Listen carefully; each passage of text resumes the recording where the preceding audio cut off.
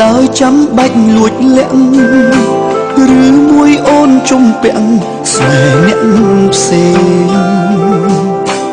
បើឈប់បានឈប់ទៅសូមពើឈប់សំដែងព្រោះការពិតជាក់ស្ដែងក្នុងចិត្តអូនមានគេដែរបែងដូងមានតែមួយត្រានត្រោយគុំស្នេហ៍មនុស្សពីរនាក់បើសិនជាមិត្តភក្តិច្រើនអ្នកបងមិនហាមទេតែនេះជាស្នេហាបានម្នាក់គត់ងៀងមីអូនកុំលូតលន់ពេកបានទេកុំសាវ៉ាបើមានគេត្រូវតែអត់បងអត់បងមានគេសម្រាប់ចិត្តទៅណាមានមេអូនជ្រើសមួយណា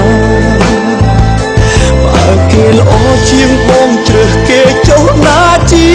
វ៉ាបងមិនខឹងហើយក៏មិនថាអូនខ្វត់បងឡើយ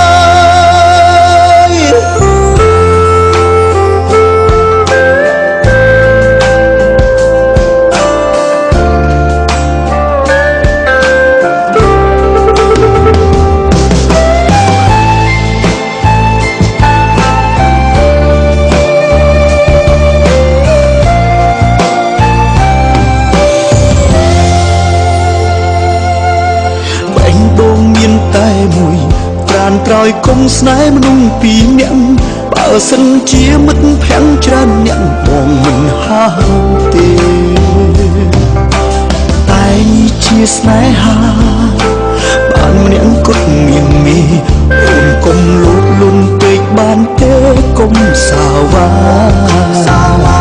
បើមានគេត្រូវតែអត់បងអត់បងមានគេ